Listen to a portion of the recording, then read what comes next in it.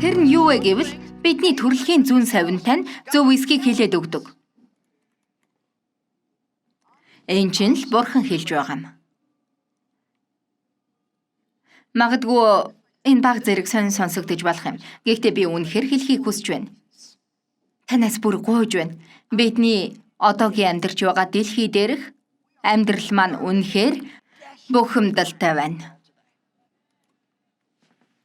Библиэлд Христийн алдрын найдвар бидний дотор байгаа гэж хэлсэн. Би танд нэг зүйлийг хэлэх үү?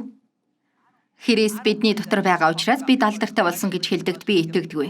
Тэр бидний дотор байгаа учраас түүний найдвар энэ дэлхийд алдаршигдана гэж би боддог.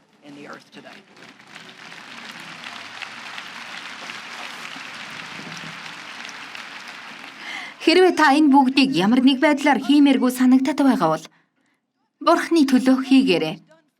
Тэр таны төлөө хийсэн бүхний төлөө энэ бүгдийг хийгээрэй. Тэр цорын ганц хүүгээ таны төлөө зовоож амийн өгсөн учраас, үнэхээр сайхан учраас, гайхалтай учраас, агуу учраас энийг хийгээрэй.